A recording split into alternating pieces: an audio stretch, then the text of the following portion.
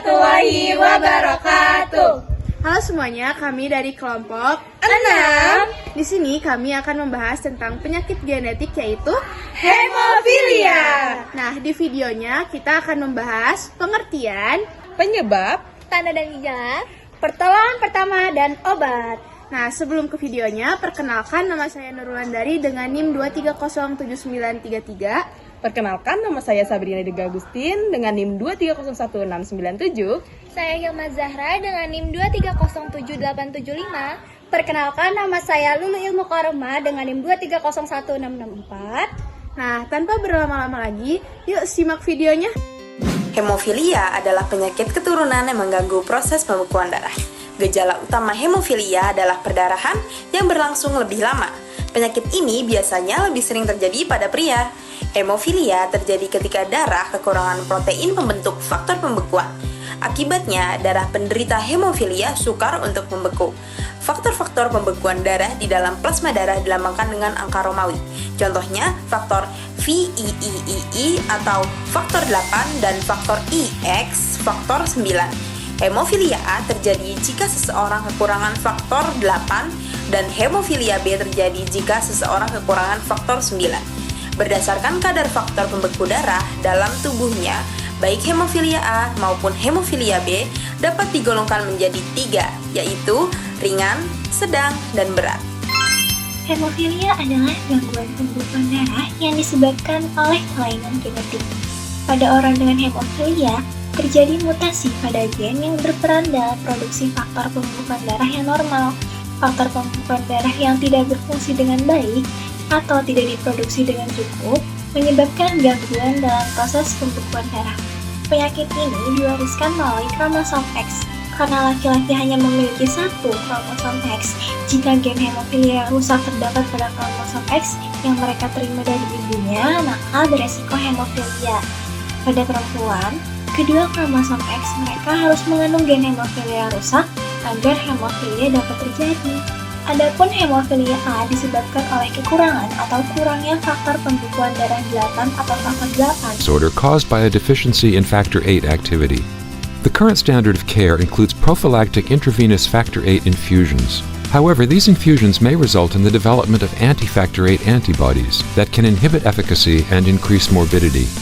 Intravenous bypassing agents such as activated factor VII and activated prothrombin complex may be required to counteract these effects. Sedangkan hemofilia B disebabkan oleh kekurangan atau kurangnya faktor pembekuan darah 9 atau faktor 9. Kekurangan faktor-faktor ini mengganggu proses pembekuan darah yang normal, sehingga pendarahan pada orang dengan hemofilia itu sulit untuk dihentikan. Meskipun jarang terjadi, ada kasus hemofilia yang tidak terkait dengan faktor genetik. Pada sebagian kecil kasus ini, kadar faktor pembekuan darah dapat menurun secara spontan tanpa adanya faktor genetik yang terlibat. Faktor-faktor lain seperti infeksi, penyakit autoimun, atau penggunaan obat-obat tertentu bisa mempengaruhi produksi atau fungsi faktor pembekuan darah. Nah, selanjutnya kami akan membahas apa aja sih gejala dan tanda-tanda dari penyakit hemofilia ini. Jadi, hemofilia ini merupakan penyakit genetik yang ditandai dengan tanda dan gejala keluarnya darah secara terus-menerus dan susah dikendalikan, dikontrol, maupun dihentikan. Gejala utama dari penyakit ini adalah darah sukar membeku, sehingga menyebabkan perdarahan yang sulit dihentikan atau berlangsung lebih lama daripada manusia normal. Nah, gejala hemofilia ini biasanya dapat terjadi dan ditemukan mulai dari usia 2 tahun. Berikut beberapa gejala dan tanda yang akan muncul pada penderita hemofilia.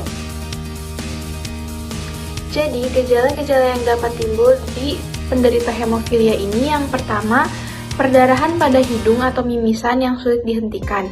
Dan yang kedua, perdarahan pada luka yang sulit dikontrol atau dihentikan. Yang ketiga, pendarahan gusi.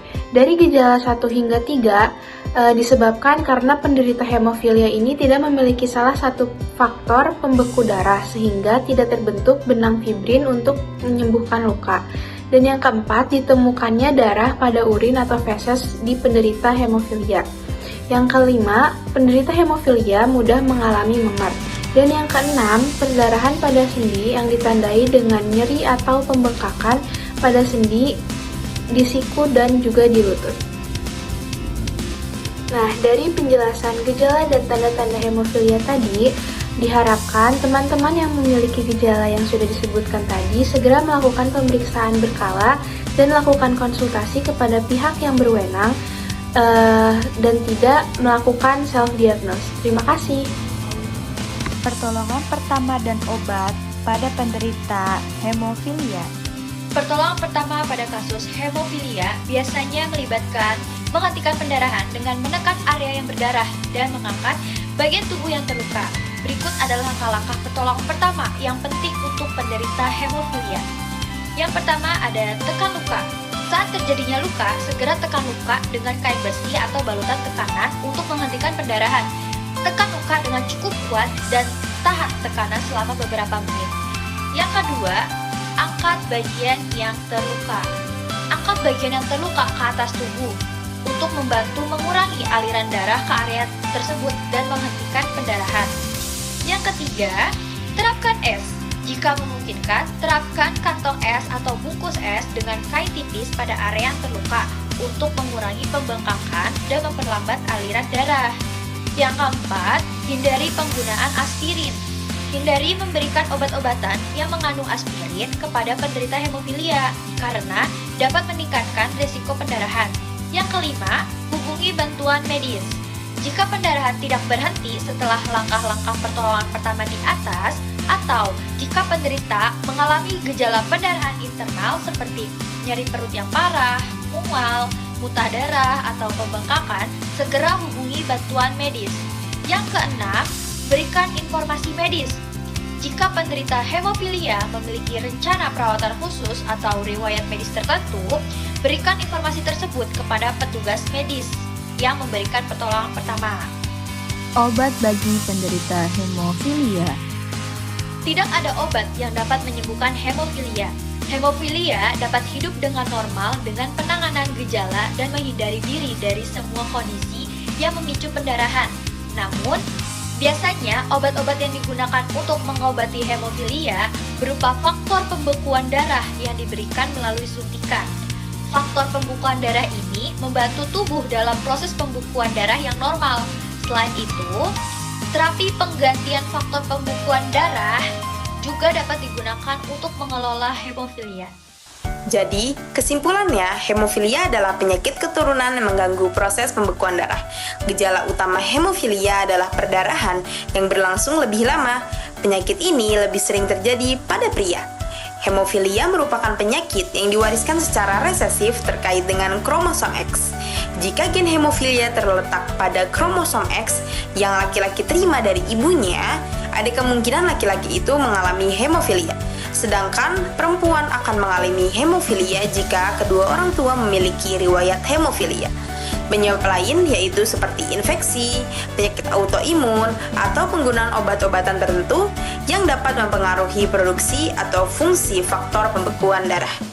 Hemofilia dapat dikenali dengan tanda dan gejala seperti keluarnya darah terus-menerus setelah cedera, perdarahan berulang setelah perdarahan pertama, mudah memar, dan perdarahan berkepanjangan.